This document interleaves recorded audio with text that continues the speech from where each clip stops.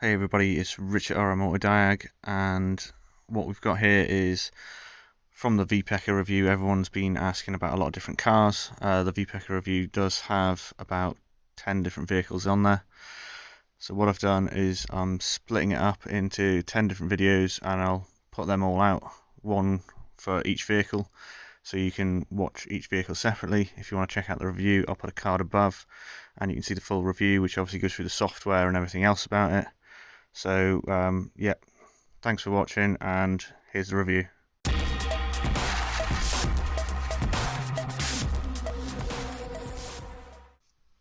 Okay, first vehicle. What we're going to do is we're going to get into an Audi.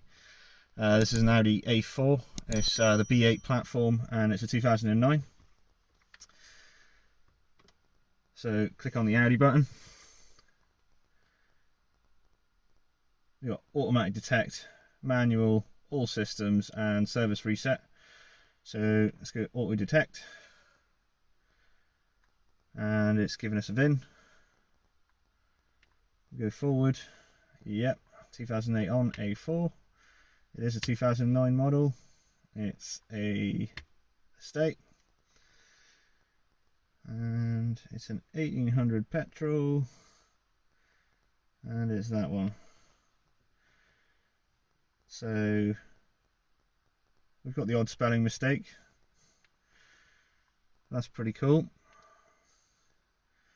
That's showing a block diagram there of the networks with all the different modules on it. So that's pretty useful. Vehicle information. It's all good. Diagnostic. So auto scan.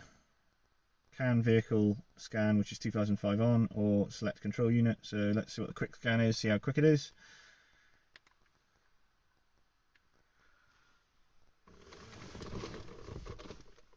That's pretty quick. They can't spell fault, but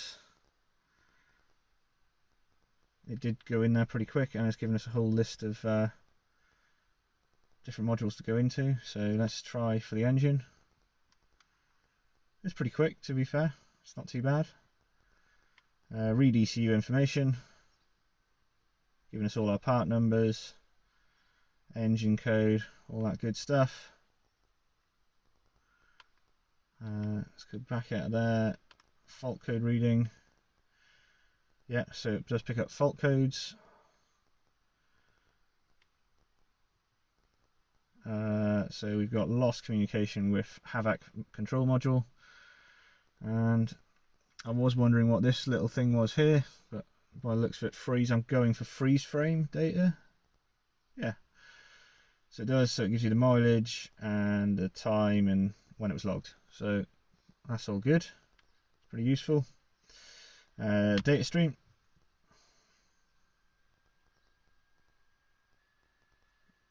Okay. So menu or single data. Let's go menu.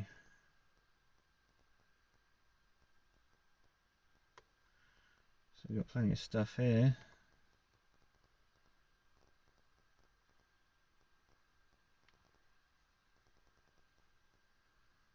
What else have we got? Basic settings, engine torque, accelerator pedal voltage. We can do that now and I'll press my foot on the pedal. It's got plenty of live data there. Okay, so let's use that accelerator pedal as a quick look. So yeah, we've got some data up there. If I press the pedal, it does change, so it must be reading it. And we've got wave. What's that? It's going to be like a graph, is it? I've got to click on them. Yeah, look at that. And if we press it, we can see a change there as I'm going on and off. So that's pretty cool. Usual stuff. At least it's working.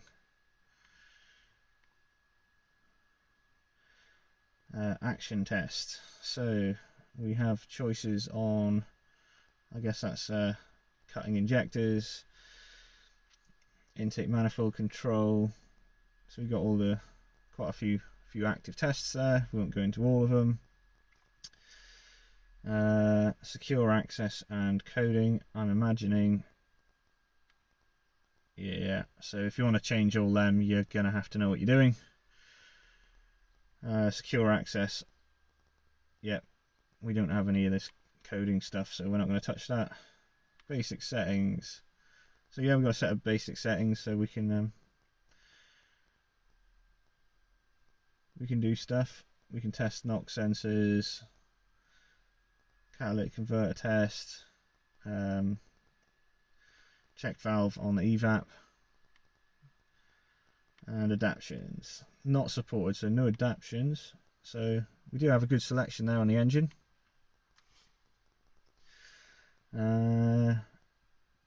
Let's go into the brakes quickly. We get the usual beep, fault code, no fault codes, data stream. This one wants us to put in the number, so that's a bit more like the dealer tool or VCDS. So if we just put in a number, we'll see if it'll let us go through them, which it does. So they'll just set out in values of 4 on the VW group, and yeah, but it'll go through the channels. It's telling you what's what there. Probably a bit easier if you do know what all the channels are set up as, but it's not an issue, not too bad. Again, basic settings, secure access. So this got a reasonable setup, really. Not too bad. Let's go into one more module and then we'll move on to the next car. No fault codes. Advanced. We've got programming attempts, parameters, reset workshop code. So there's plenty of stuff to do in there if you know what you're doing. So you can change plenty of things. I say it's not always the best thing to do. Reset occupied seat recognition, yeah, so there's plenty of stuff there. So I would say for an Audi it is not too bad. And right, what we're going to do is we're going to find the next car.